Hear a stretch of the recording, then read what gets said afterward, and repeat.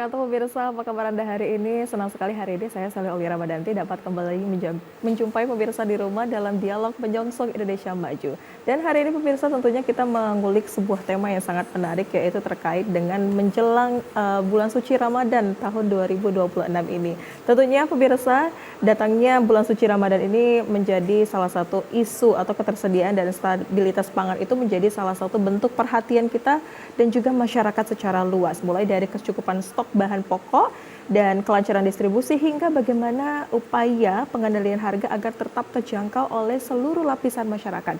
Dan tema kali ini kita akan membahas dengan salah seorang yang narasumber yang tentunya luar biasa di bidangnya, yaitu sudah hadir bersama kita Bapak Dr. Andes Ruzuan Effendi MM selaku Kepala Dinas Ketahanan Pangan dan Peternakan Provinsi Sumatera Selatan. Selamat sore Bapak. Selamat sore Sally. Kabar baik hari ini Pak ya? Alhamdulillah. Ketemu lagi gitu ya. Ketemu lagi. Tapi tentunya juga sudah siap ini Pak untuk menyambut bulan suci Ramadan kita Pak ya. Kurang lebih ini 9 hari lagi mungkin Pak. Iya. Tahun 2020. 9 hari lagi.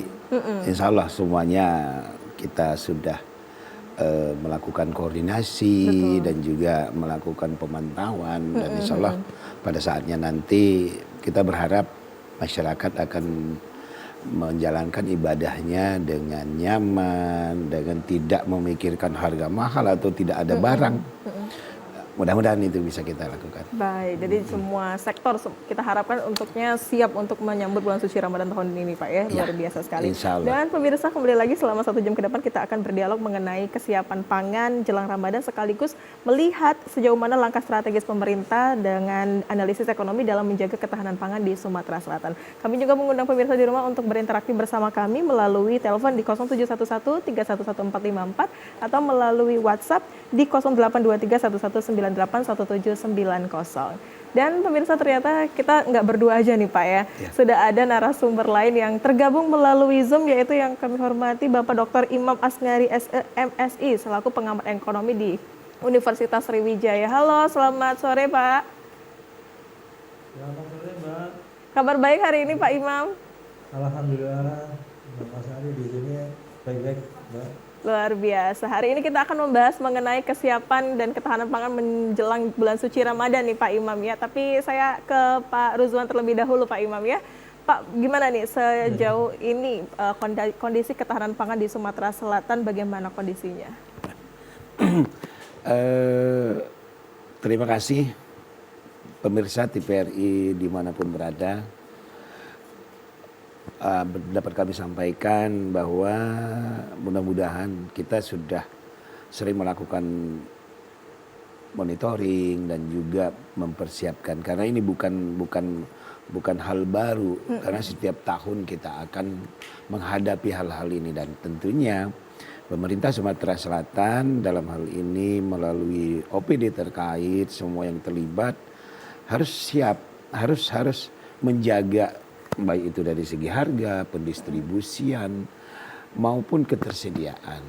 Dan mudah-mudahan pada saatnya nanti kita bisa menjalankan ibadah puasa dengan khusyuk dan tidak terlalu memikirkan apakah kurang, apakah harga mahal.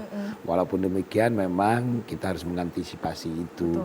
Karena fluktuatif harga kadang-kadang tidak bisa diprediksi, apalagi tanaman-tanaman yang sangat-sangat tergantung terhadap iklim atau cuaca. Curah hujan tinggi ada beberapa yang mungkin produktivitasnya akan berkurang. Tapi tentunya ini juga harus kita antisipasi. Kita harus antisipasi dan kita harus ambil langkah-langkah konkret untuk itu.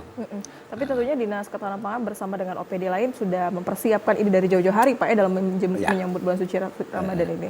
Jadi salah satu langkah yang sudah kita ini kan agar kita memasuki puasa ini dengan baik, kita sudah akan nanti pada saatnya nanti mudah-mudahan ada 3 kali khusus dari ketahanan pangan itu untuk melakukan gerakan pangan murah namanya.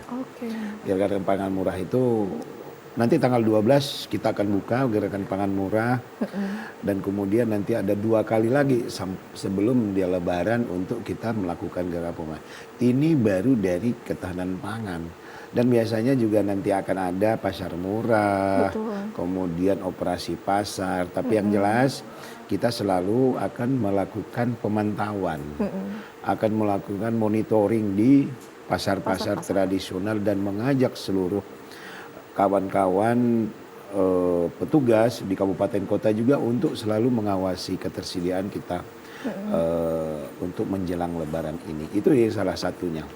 Untuk perlu kami sampaikan kepada pemirsa, untuk ketersediaan insya Allah cukup.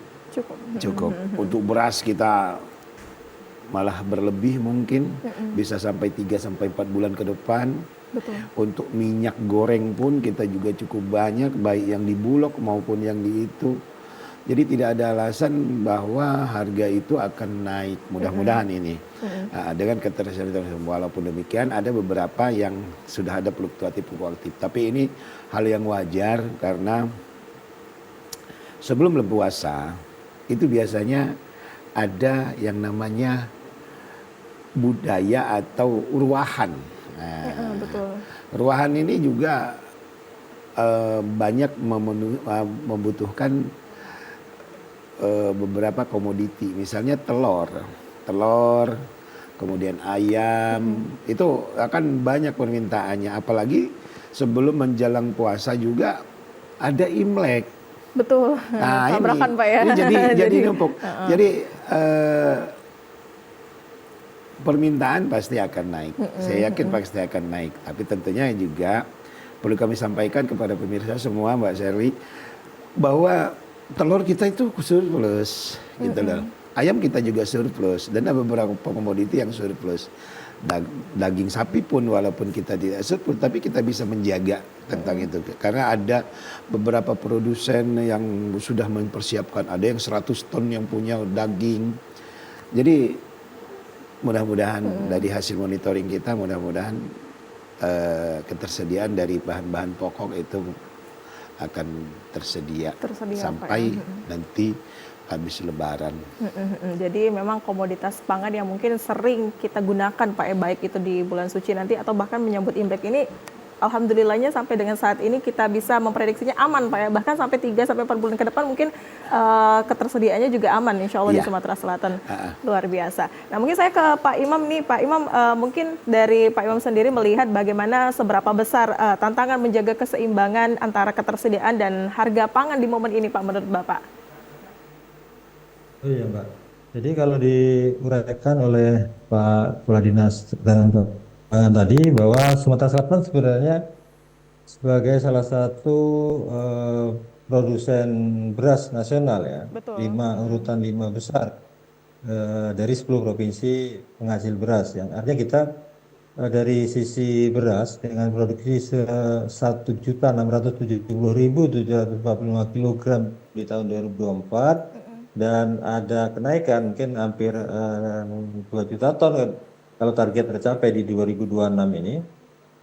Kita surplus Mbak, jadi posisi kita itu sebagai produsen utama untuk khusus beras itu kita tidak khawatir kekurangan, artinya kita bisa memenuhi kebutuhan di provinsi-provinsi lain yang tidak menghasilkan beras sebagai komponen utama. Namun masalahnya kita ini indeks ketahanan pangan kita itu kategorinya masih dalam posisi di tahun 2024 itu 74,07 atau posisi ketahanan pangannya kategori tahan, belum meningkat menjadi sangat tahan. Itu dari 2019 kalau saya amati, dari tahun 2019 kita itu 69,3 IKP kita, indeks ketahanan pangan kita, kemudian menjadi 74,07.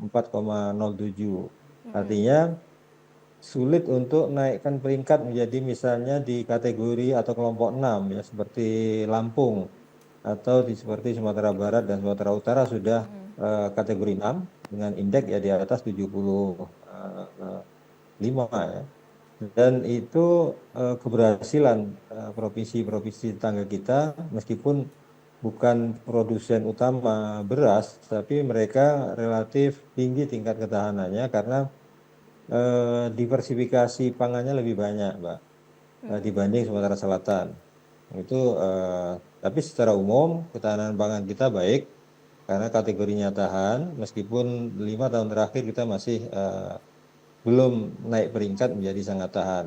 Problemnya tadi di eh, diversifikasi dan inovasi dari pangan itu sendiri. Kita masih mengandalkan pola-pola sosial budaya yang lama. Artinya bahan mentah kita masih kita jual atau hilirisasi kita masih ada problem di situ, Pak.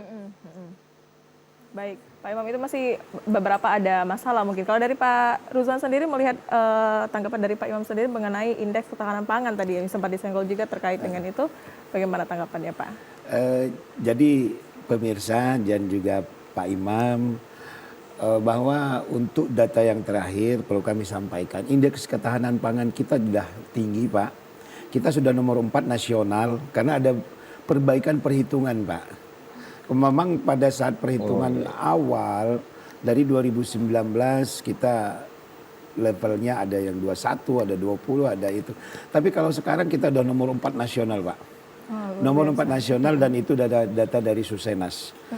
Di samping itu juga kita juga untuk PPH-nya juga kita nomor 3 nasional. Mudah-mudahan ini mencerminkan bahwa memang sudah ada perubahan-perubahan dari yang semua. Dan ini juga tercermin Pak pemirsa semuanya dan atas dukungan usaha kita semua, pemerintah Provinsi Sumatera Selatan sekarang tingkat kemiskinannya sudah di bawah 1 digit. Betul. Jadi 1 digit 9,85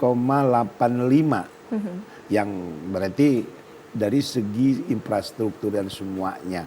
Dan juga tentunya didukung oleh memang Sumatera Selatan yang kemarin juga Pak Gubernur kita dengan ada beberapa Pak Bupati mendapatkan penghargaan dari Presiden Prabowo. Itu menunjukkan bahwa Sumatera Selatan memang apa yang disampaikan Pak Imam tadi sebagai lumbung pangan. Betul. Salah satunya beras yang memang cukup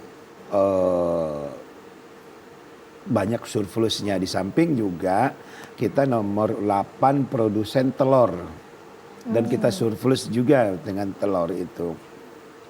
Begitupun juga ayam. Nah ini salah satu bentuk daripada ketahanan pangan kita di Sumatera Selatan yang memang wajar kalau sampai dijadikan sebagai lumbung pangan nasional. Betul. Karena ada beberapa penghargaan dan juga yang diterima oleh pemerintah Provinsi Sumatera Selatan itu.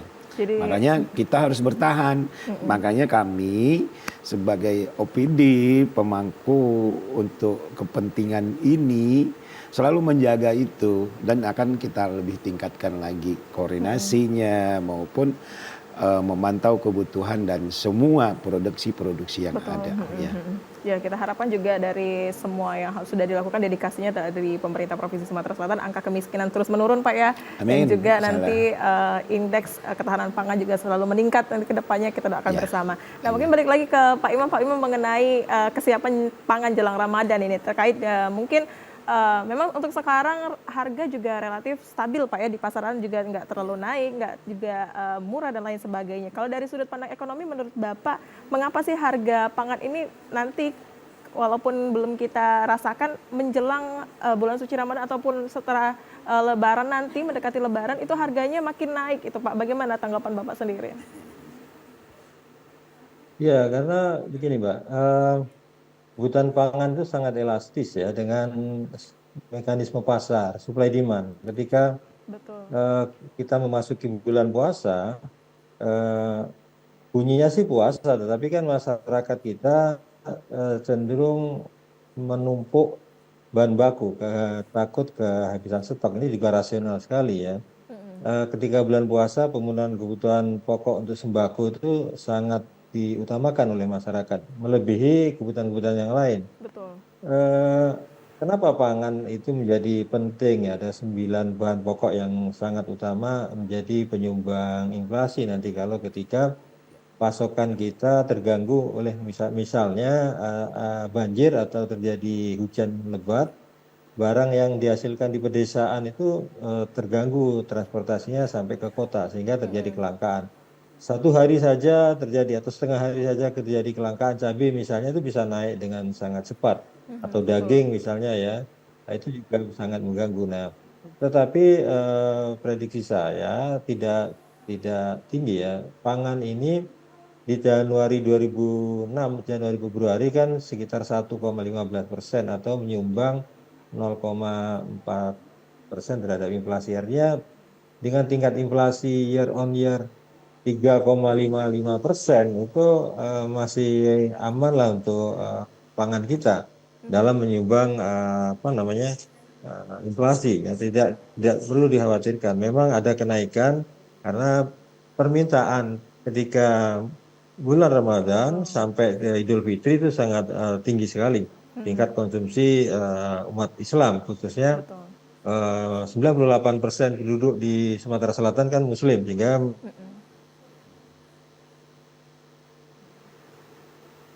Baik. Lalu Sepertinya sedang terputus dengan Pak Imam, jadi benar ya wajar terkait. menumpuk bahan pangan dan bisa Siap. masuk dalam barang makanan.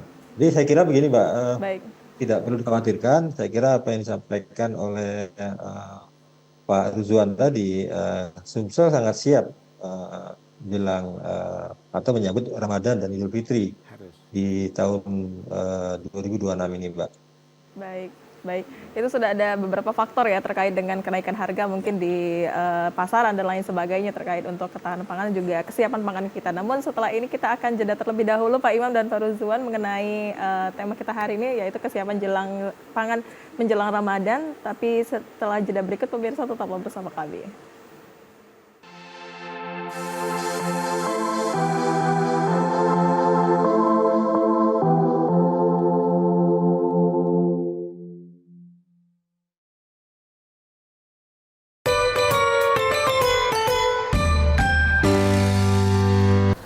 Online. Iya, sekarang nih kan zaman sudah canggih, ay. Tidak perlu lagi gitu nak melok kelas masak nian ke sana. Yuk dari HBB, cak mana cara bikinnya. Jadi, pastilah lemak.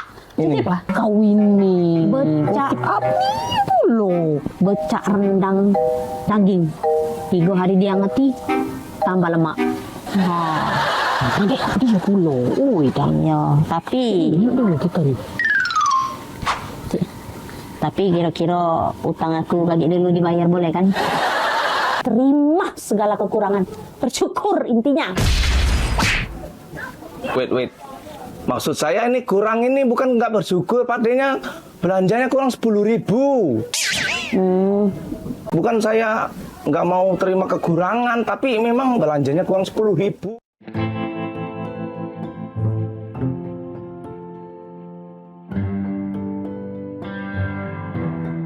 Kasus bullying semakin hari semakin meningkat.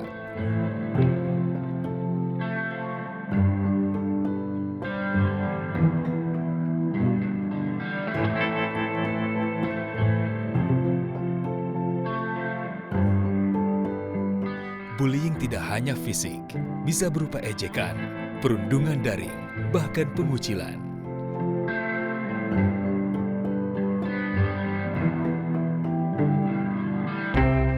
Bullying merusak harga diri, kesehatan mental, dan masa depan. Sebagian korban dapat mengalami depresi dan kecemasan.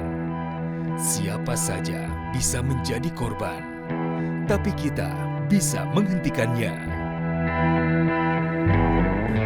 Saya pernah jadi korban. Saya tahu bagaimana rasanya. Kita harus berani bicara. Pelaku bullying dapat dikenakan ancaman pidana yang berat sesuai hukum di Indonesia. Bullying hanya akan berhenti jika kita berani bicara dan menolong. Jangan jadi penonton. Banyak korban sudah berjatuhan. Stop perundungan, mulai dari kita.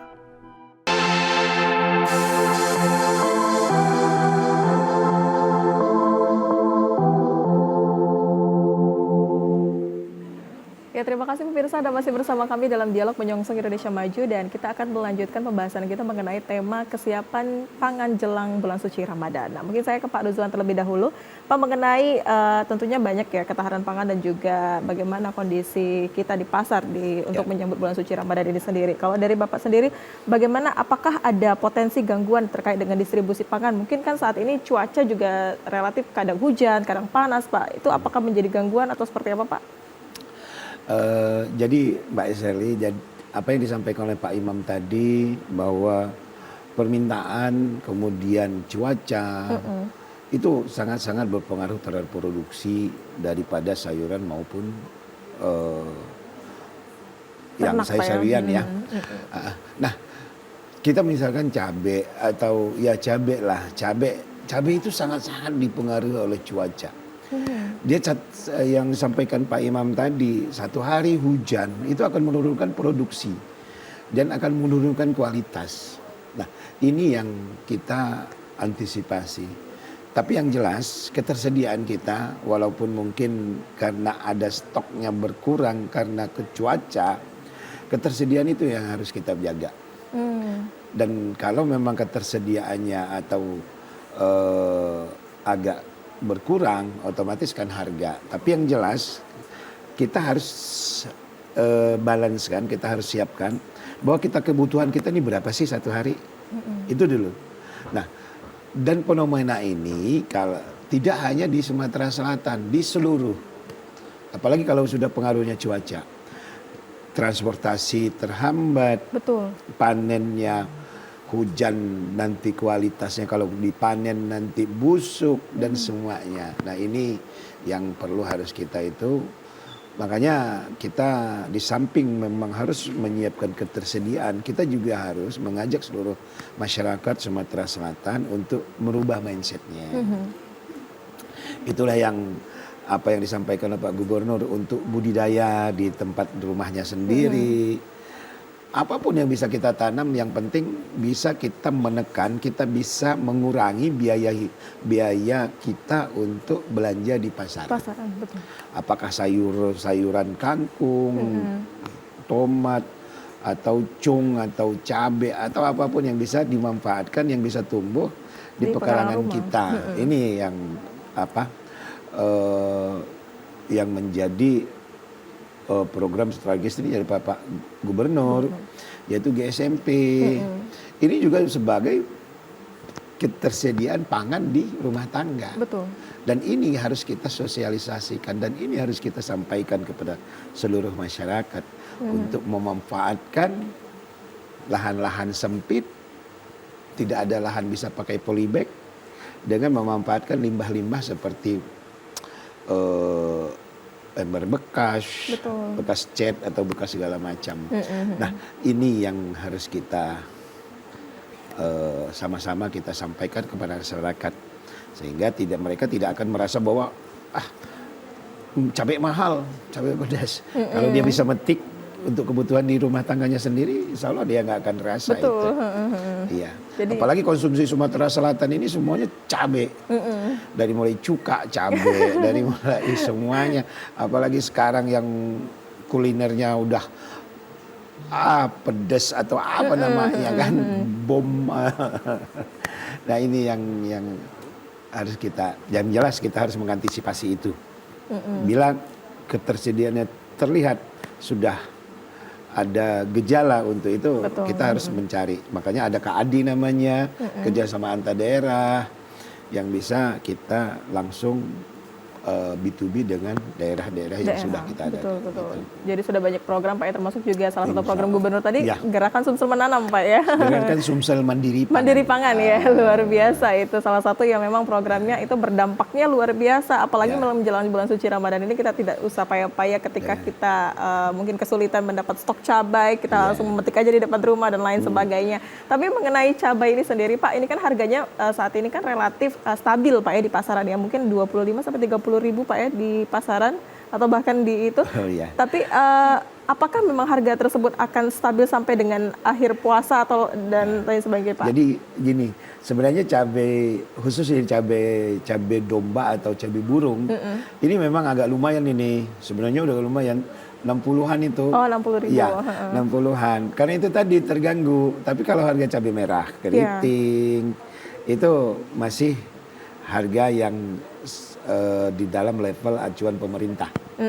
Tapi kalau cabai burung ini yang memang Lumayan itu tinggi Pak ya? ya agak harganya. tinggi dibandingkan dengan cabai rawit, cabai hijau itu maupun cabai merah keriting tadi. Nah, ini murni produksi kita tinggi. Produksi kita di Sumatera Selatan bisa terpenuhi dari produk lokal. Tapi karena gejala Jawa Timur, Jawa Tengah, kemudian ada beberapa produsen championship yang produksinya menurun, otomatis terimbas, gitu loh, terimbas. Yang di seluruh provinsi akhirnya menyesuaikan harganya dalam arti dengan produsen-produsen yang ada, sehingga hampir semua komoditi yang ada, cabai yang ada di provinsi-provinsi itu harganya hampir sama. Ya, apalagi cabai burung itu di atas 50. 50.000 ya, Iya. Pak ya. Itu. Siap Pak. Nah mungkin saya ke Pak Imam terlebih dahulu, Pak Ruzan, mengenai kenaikan harga nih. Kalau dari Pak Imam sendiri melihat bagaimana dampak kenaikan harga ini terhadap daya beli masyarakat nih Pak, tanggapannya? Ya jelas inflasi akan berdampak, Mbak. Kenaikan harga secara nasional kan inflasi kita saat ini 3,55%. Artinya kenaikan harga akan menurunkan daya beli. Kenaikan harga yang terjadi pada berbagai barang, terutama kalau kenaikan harga emas di akhir-akhir ini itu sangat tinggi ya, sampai hampir menyentuh 4 juta per gram ya di pasaran bebas, dan itu alokasi orang yang menengah atas kan ke investasi, sementara masyarakat bawah ya daya belinya tidak sampai untuk ikut investasi. Untuk konsumsi saja agak susah karena kenaikan misalnya air, listrik, kemudian bahan bakar dan kebutuhan rumah tangga itu menyumbang sekitar 1,72% atau sekitar mengalami inflasi 11,8%. Itu juga diikuti misalnya pemenuhan kebutuhan pribadi itu menyumbang 1,8% dengan inflasi 11,8%. Artinya sebenarnya bukan sembako atau kebutuhan pangan yang menyumbang inflasi tinggi. Kebutuhan pangan hanya 1,5% inflasinya atau menyumbang 0,4% terhadap inflasi di nasional, termasuk juga di Sumatera Selatan ya. Inflasi kita masih rendah ya, masih tidak ada masalah untuk di Sumatera Selatan di sekitaran 3,3%, Pak. Jadi untuk bulan Februari menjelang puasa inflasi kita jauh lebih rendah dari inflasi nasional. Artinya kenaikan harga itu masih bisa di cover oleh kenaikan pendapatan masyarakat. Tetapi kalau itu normal, Mbak, itu kalau terjadi perubahan iklim yang ekstrim, misalnya ada musibah banjir atau longsor yang menghambat distribusi komoditas termasuk pangan, nah itu akan tentu akan mengganggu, akan mempengaruhi kenaikan harga di daerah, termasuk di Palembang dan di Sumatera Selatan pada umumnya. Nah, kenaikan sedikit saja memang akan mempengaruhi daya beli. Tapi seberapa persen kenaikan harga itu mampu menurunkan daya beli masyarakat. Misalnya inflasi tidak melebihi kenaikan pendapatan per kapita atau pertumbuhan ekonomi. Kalau pertumbuhan ekonomi kita asumsikan tumbuh di atas 5,3% dengan inflasi 3,3%, kenaikannya kan selisihnya netonya masih 2%. Artinya kenaikan di bawah 2% masih aman, Mbak. Jadi tidak akan mengganggu atau menyebabkan stabilitas sosial itu terganggu. Jadi tidak ada masalah, Mbak, selama inflasinya tidak lebih tinggi dari 2%. Tapi prediksi dari Pak Imam sendiri terkait dengan inflasi Sumatera Selatan di Ramadan tahun 2026 ini bagaimana Pak? Apakah ada potensi perubahan sendiri Pak? Ya ada pasti karena tekanan mekanisme pasar ya supply demand. Karena demand lebih kuat meningkatnya lebih cepat ketika menjelang Ramadan dan nanti sampai ke Idul Fitri ya harga pasti akan naik ya. Kalau di nasional sumbangan kenaikan harga itu sekitar 0,46%. Di Sumsel tidak jauh beda ya. Artinya akan terjadi juga inflasi di bulan Februari, Maret ya. Betul. Bulan Ramadan dan Idul Fitri. Tapi kenaikan mungkin tidak nyampe 4% untuk Sumatera Selatan ya. Total year on year-nya. Kalau saat ini year on year-nya 3,3%, Pak. Baik. Kalau dari penekanan inflasi itu sendiri Pak, seberapa efektif operasi pasar dalam menekan inflasi pangan menurut Bapak sendiri?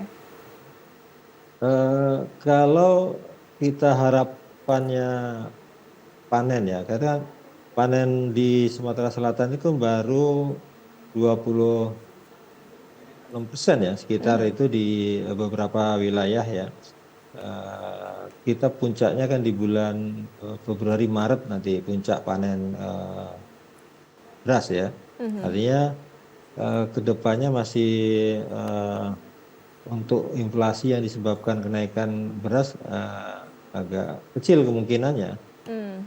Karena kita sebagai produsen utama nomor 5 terbesar di Indonesia, artinya tidak ada masalah Mbak untuk masalah beras ya.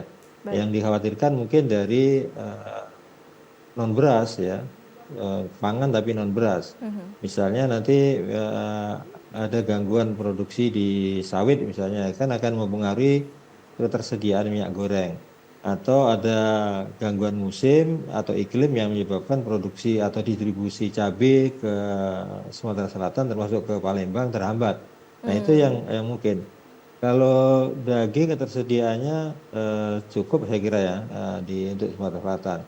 Ikan juga cukup. Kita untuk protein lumayan. Yang kurang itu kita dari kacang-kacangan atau dari biji-bijian. Diversifikasi pangan ke sana masih rendah. Kita kedelai kita juga impor. Kemudian kacang tanah juga kita impor. Ubi kayu yang untuk tapioka kita ekspor malah, tapi kalau untuk pangan itu masih kurang dan budaya kita kan kurang untuk makan konsumsi selain beras, pengganti misalnya jagung juga kita produksi tapi tidak bukan banyak. Makanan utama kita ya, kita masih banyak terkonsentrasi makan beras. Ini yang menyebabkan sedikit saja gangguan pada produksi gabah, produksi padi itu akan menyebabkan inflasi di Indonesia, di Sumatera Selatan. Kita punya potensi besar Mbak, dari Januari 2006 kita nomor 5 besar ya. Luas panen kita itu 52.640 hektar. Kemudian di bulan Februari ini sudah naik menjadi 77.160 hektar. Dan di bulan Maret nanti kita akan produksi kita akan naik menjadi 87.255 hektar. Potensi produksi luasan lahan ya. Nah dari Januari potensi atau kemampuan memproduksi gabah itu meliputi 260.073 ton. Dan di bulan Maret nanti kita akan menghasilkan 507.990 ton. Artinya ketersediaan pangan kita melimpah untuk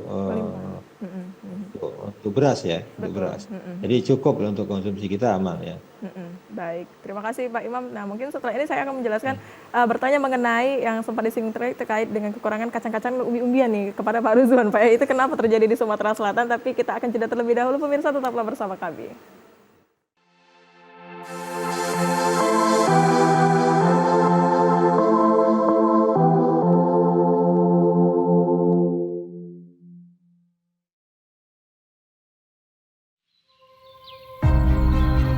Ini adalah tanah kita. Tempat di mana setiap nafas menghembuskan semangat membara. Dari suara palu yang menggelegar hingga benang yang menyatu dalam tenunan.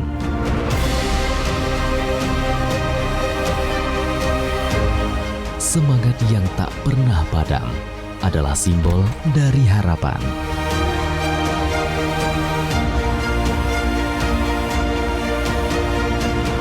Dari kekuatan yang tak akan pernah pudar untuk berdiri bersama.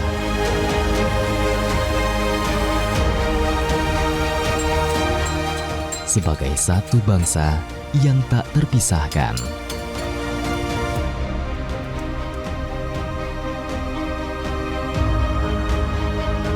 Yuk, pernah berikut gak? Ayo.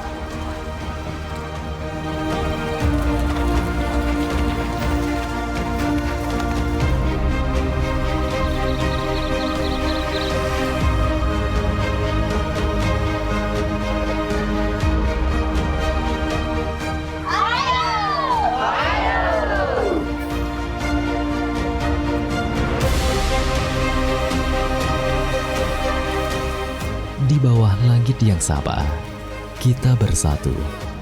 Tak ada yang lebih kuat dari kebersamaan. Kita adalah satu. Kepada bendera merah putih, hormat! Gerak!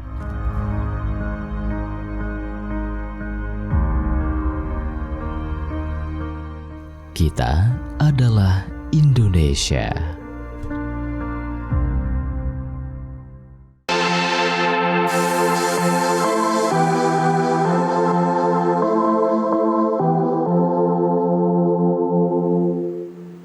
Ya, terima kasih pemirsa Anda masih bersama kami dalam dialog menyongsong Indonesia Maju. Dan sebelum kita melanjutkan perbincangan kita, saya juga mengundang pemirsa di rumah untuk berinteraksi bersama kami melalui telepon di 0711-311454 atau melalui WhatsApp di 0823-1198-1790. Nah, Pak Ruzwan, tadi saya sempat menyinggung terkait dengan yang sudah dibahas oleh Pak Imam tadi terkait dengan umbi-umbian dan juga kacang-kacangan tadi Pak yang kurang di Sumatera Selatan. Itu bagaimana bisa terjadi Pak? Jadi Mbak Herli, ada beberapa komoditi utama ya, dalam arti untuk tanaman pangan ini. Tanaman pangan itu terdiri padi-padian, umbi-umbian atau palawija lebih itunya, dan kacang-kacangan. Di mana kacang-kacangan ini ada kacang kedelai, ada kacang tanah, ada kacang hijau. Kemudian kalau umbi-umbian ya ubi jalar, ubi kayu, singkong, itu umbi-umbian atau talas. Itu merupakan salah satu karbohidrat yang bisa dimanfaatkan umbi-umbian ya. Makanya tadi disinggung oleh Pak itu diversifikasi. Di mana program kita ada ya, kenyang tidak harus dengan makan nasi. Oh iya. Iya. Jadi bisa makan jagung, bisa makan itu. Ini merupakan salah satu bagaimana bentuk diversifikasi dan juga memanfaatkan pangan lokal yang ada. Yang pangan lokal itu namanya yang diproduksi di wilayah masing-masing. Ini yang perlu harus kita juga kembangkan. Nah, kenapa kacang-kacangan? Salah satu kalau kacang tanah, mungkin kacang hijau itu nggak terlalu ini. Tapi kalau kedelai ini adalah salah satu bahan baku utama untuk pembuatan tempe dan tahu. Betul. Tetapi ini mungkin yang kalau mohon maaf kalau saya salah, banyak dari produsen tempe tahu itu lebih senang dalam arti pembuatannya itu dari produk dari impor. Ini salah satunya. Kita tahu kalau tidak salah hampir 80 atau 90% produk kedelai itu semuanya impor. Nah, itu satu. Dari segi budidaya, ini mungkin petani kalau dia melakukan itu tidak balance atau tidak seimbang dari biaya produksi hasilnya. Atau yang namanya bisi rasionya itu. Kenapa? Kedelai berapa produksinya per hektar? 1,5 ton atau 2 ton. Kalau harganya 6.000 atau 7.000 bisa dikalikan berapa? 2 ton kali 6. Berarti 12 juta. 12 juta biaya produksinya. Dari mulai panen sampai dia menjadi bungkil kedelai itu kan membutuhkan tenaga kerja, membutuhkan proses. Nah ini yang mungkin, tapi mohon maaf kalau salah, mungkin itu budidayanya, jadi biaya produksinya itu. Ditambah lagi kebiasaan dan produsen dari tempe tahu itu lebih menghendaki dia itu. Produk impor karena tadi Pak ya? Karena mungkin bungkilnya atau bungkil atau bijinya agak lebih besar atau apa, saya kurang tahu. Tapi itulah yang terjadi ini. Kalau yang lain insya Allah enggak. Jadi memang sudah ada beberapa faktor Pak ya, ada tentunya beberapa ya. faktor yang penyebab kenapa tidak bisa berproduksi secara massal dan juga ini. Nah kalau dari sisi ketersediaan pangan hewani Pak, seperti daging ayam, telur maupun juga daging sapi, seperti apa Pak? Tadi udah disinggung sama Pak Imam tadi juga. Kalau untuk hewani kita mudah-mudahan ada beberapa. Rumaninsia kita ada, memang sapi rumaninsia besar kita memang dari segi ketersediaan daging kita memang belum swasembada. Tapi kalau populasi kita juga cukup banyak. Kenapa? Karena kebutuhan Sumatera Selatan secara umum itu lebih kurang, untuk kota Palembang saja itu lebih kurang, untuk seluruh Sumatera Selatan 72 ton per hari untuk kebutuhan daging. Dengan konsumsi masyarakat itu ininya 3 kg per kapita per tahun. Jadi bisa dihitung gitu. Nah, kalau kita memotong dari produksi kita sendiri itu hanya cukup untuk separuhnya atau untuk 6 bulan. 6 bulan kenapa? Karena kita lebih kurang membutuhkan 25.000 ton daging sapi untuk kebutuhan Sumatera, untuk kebutuhan kita. Sedangkan 77 ekor atau 80.000 ekor itu hanya bisa memenuhi 50%-nya atau 12.000 ton. Betul. Jadi dua ini. Nah, tetapi tidak terkendala, tidak ada fluktuasi harga yang signifikan untuk daging. Karena memang ada yang namanya frozen. Ditambah lagi juga kita bisa memanfaatkan daging kerbau. Betul. Itu loh. Makanya untuk daging rumaninsia besar itu stabil. Ya. Ayam pun demikian. Ayam kita surplus. Cuman ada beberapa peningkatan. Seperti hari ini sebenarnya secara data enumerator yang kita dapat di produsen itu ada kenaikan 500. Iya. Kenapa? Karena banyak masyarakat Islam kita, khususnya masyarakat Islam menjelang menjelang puasa itu melakukan ruahan gitu loh. Kadang-kadang satu desa itu ada 3 atau 4, paling tidak ada mereka membutuhkan daging. Begitupun dengan telur. Telur ada kenaikan seperti yang sampaikan Pak Imam tadi, permintaan kenaikannya 500 sampai 1.000. Karena itu tadi juga, apalagi juga Imlek yang sebentar lagi tanggal 17 ini juga berpengaruh. Tapi kalau ketersediaan, kami pastikan bahwa Sumatera Selatan untuk ayam dan telur itu juga surplus. Telur kita nomor 8. Bahkan kita mensuplai ke beberapa daerah.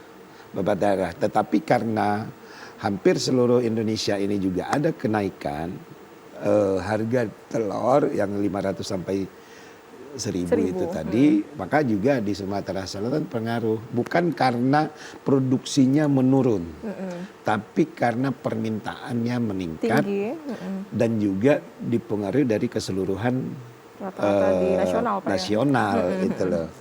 Itu kita tetap ini. Nah, ini mungkin yang harus pemirsa ketahui bahwa kenapa ada peningkatan.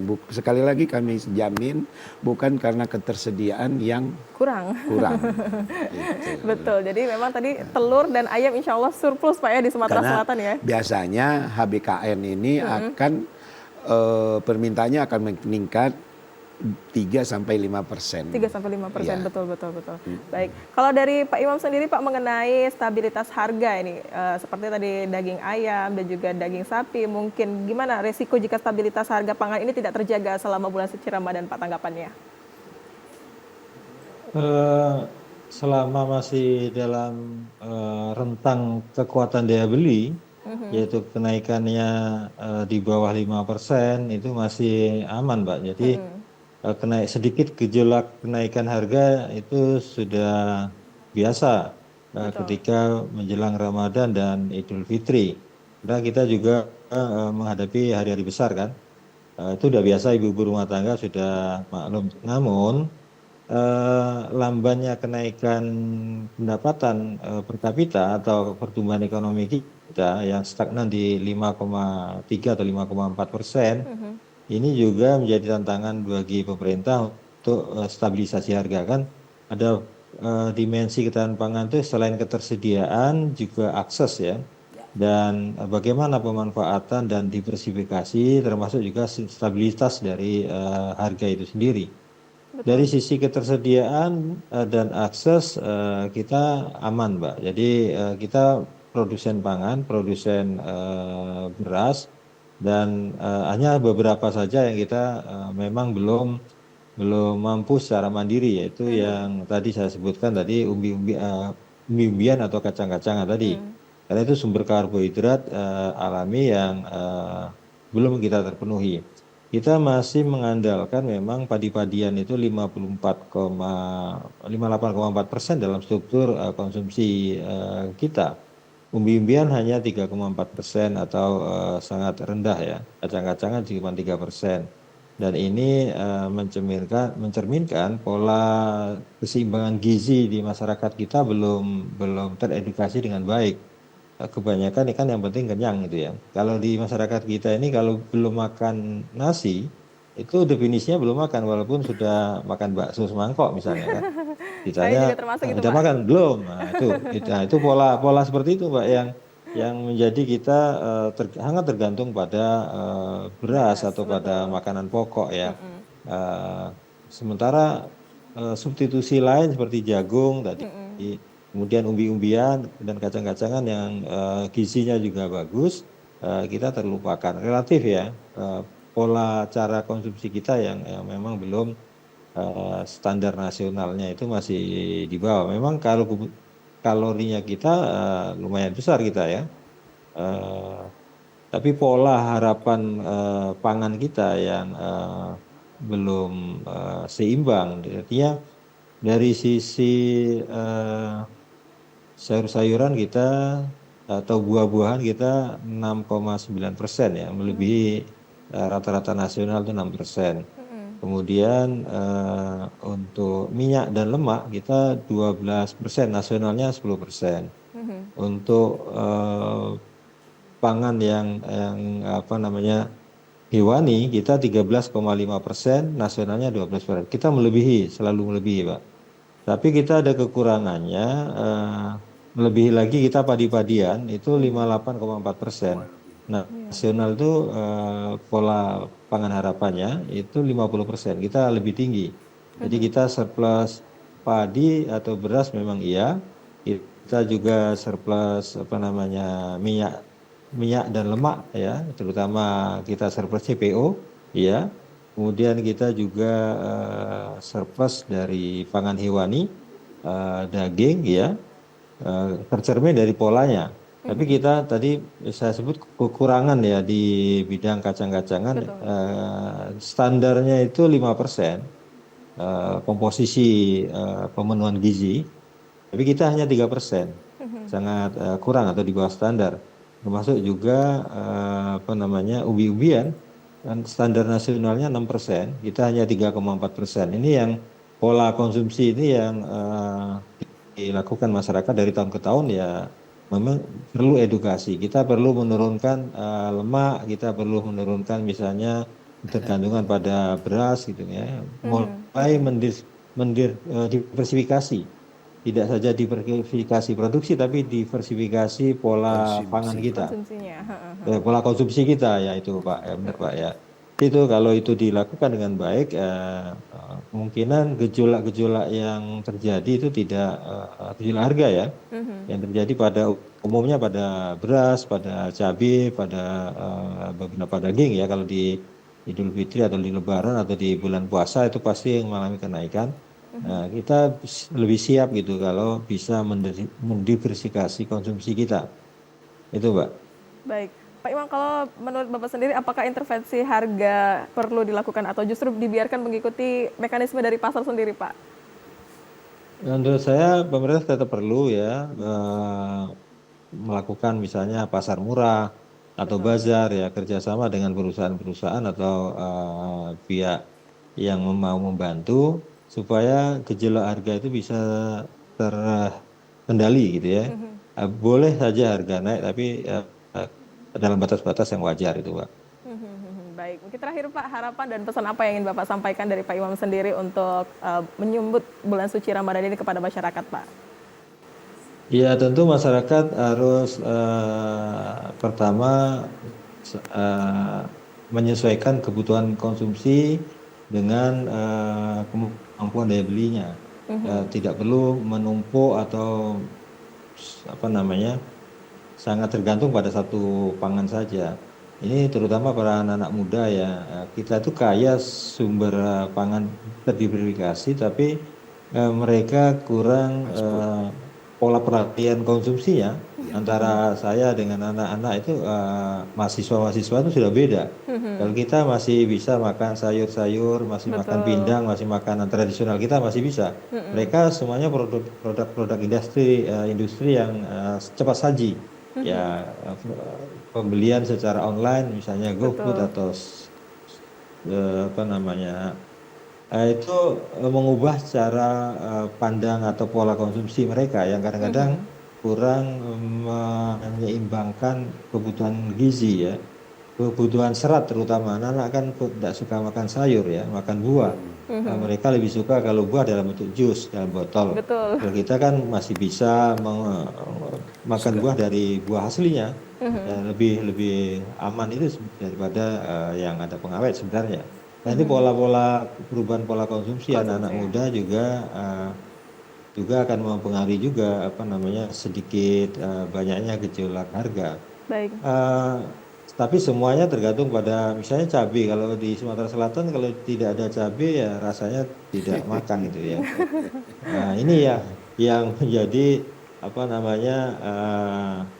sedikit mengintip untuk gejolak inflasi pada cabai, kemudian sedikit pada daging meskipun kita surplus atau kita banyak, tetapi ekspektasi para pedagang juga kadang-kadang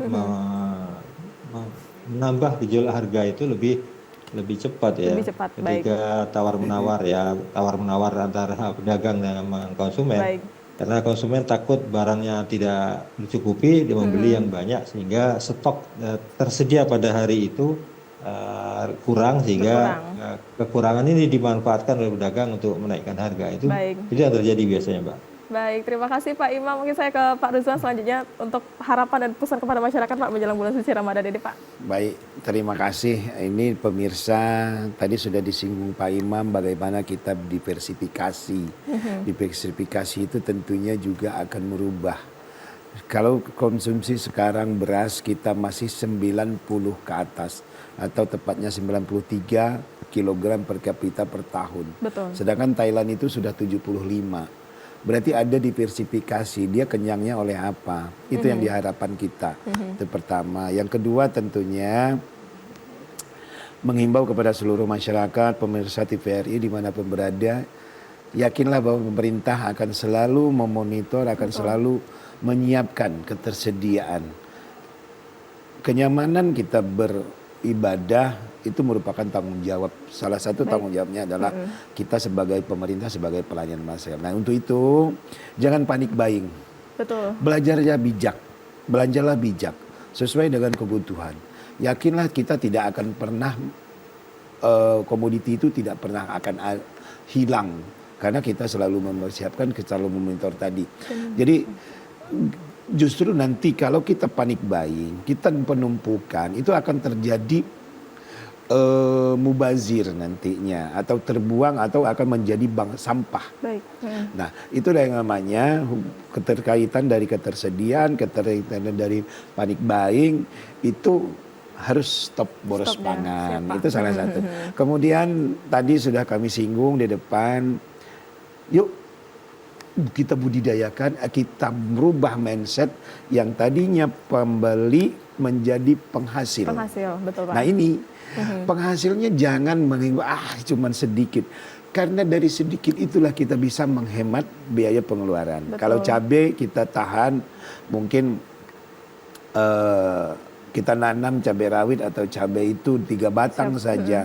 Saya yakin kita sudah bisa. Kecuali kalau kita mau buat cuka ya. Iya, Pak. Tapi kalau untuk makan mie, makan pindang, dari pekarangan aja. Betul. Nah itu, sehingga kita terasa. Tapi kalau sudah kita semuanya bisa memproduksi, saya yakin stabilan harga, inflasi, ketercukupan gizi apa yang disampaikan Pak Imam tadi semuanya akan terjamin dan akan stunting akan menurun dan angka kemiskinan pun akan menurun. Nah, Betul, ini siap, Pak. perlu koordinasi, perlu disampaikan kepada seluruh masyarakat juga oleh ya yang pemangku kebijakan. Itu Baik, mungkin luar biasa.